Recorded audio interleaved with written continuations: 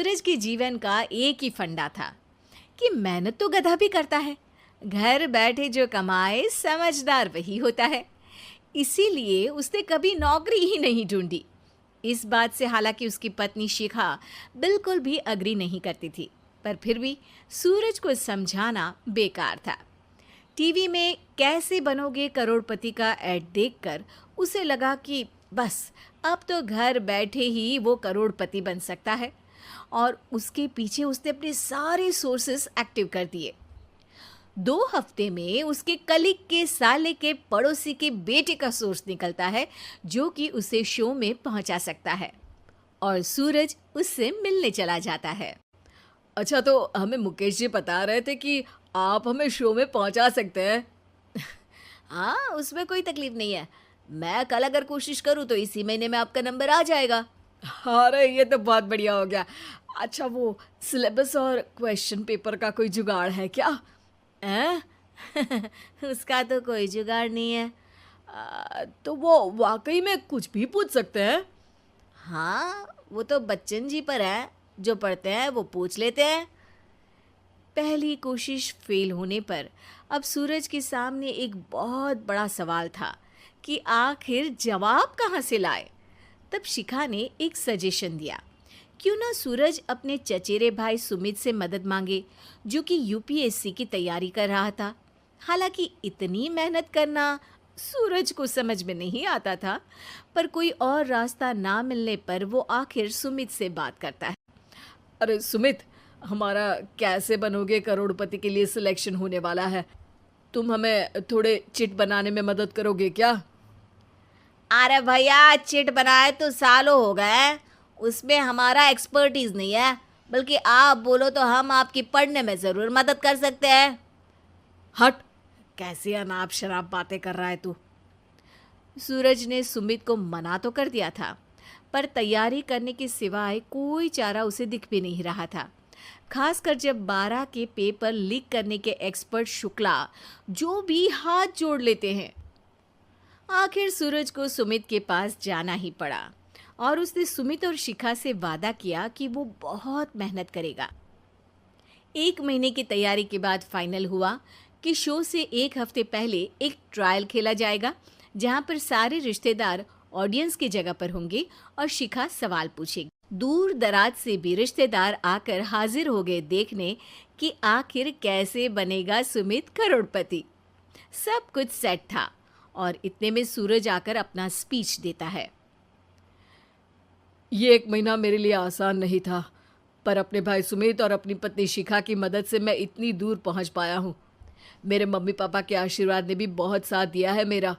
मैं उम्मीद करता हूँ कि आज के शो में आप लोगों को बहुत मज़ा आएगा। साक्षी पहला सवाल पूछती है और पूरे कमरे में सन्नाटा छा जाता है। इंडिया में कितने स्टेट्स हैं? 3, सॉलिड, लिक्विड और गैस। अरे रुकिए, तो ऑप्शंस तो देने दीजिए। इतने में 5वीं कक्षा का चिंटू बोल उठता है। अरे क्या मामा, आप तो पहले सवाल पर ही आउट हो गए। अरे बेटा, पहला सवाल तो ट्रायल होता है ना। अरे तुम अब देखना। देखने जैसी बात तो थी ही। सूरज को इतना शांत किसी ने नहीं देखा था। कभी कभी तो लगता था मानो सूरज आंख खोलकर ही सो गया हो। मामा जल्दी करो प्लीज, कल सुबह पनवेल भी तो निकलना है। अरे हट, कंसंट्रेट करने दे मुझे। 3 सवाल में 3 लाइफलाइन खत्म हो चुकी थी, और अब चौथे सवाल पर भी सूरज का मौन नहीं टूटा। पर सूरज अभी भी हार मानने को तैयार नहीं था। उधर हर कोई सूरज को छोड़ सुमित को देख रहे थे। आखिर सुमित ने ही तो पढ़ाया था सूरज को। गजब बेइज्जती है यार।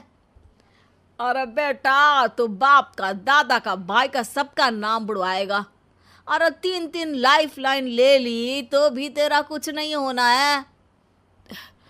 अरे कोई इतनी बात करता है क्या शो पर? अरे बेटा, शो पर तेरे जैसे भी तो नहीं आते ना। सूरज की ये जंग आखिर 1 घंटे बाद 5वें सवाल पर खत्म हो गई, जब उसने इंडिया के नेशनल बर्ड का नाम कहा, कौवा। अरे बेटा, मजा तो बहुत आया, बस थोड़ा टाइम पर खत्म होता तो आनंद भी आ जाता। ताने बारिश के बूंदों की तरह बरस रहे थे और सूरज को भी समझ आ रहा था कि ये करोड़पति बनना शायद उसके बस के बाहर की बात है। पर वो आखिर ये बात मान कैसे लेता?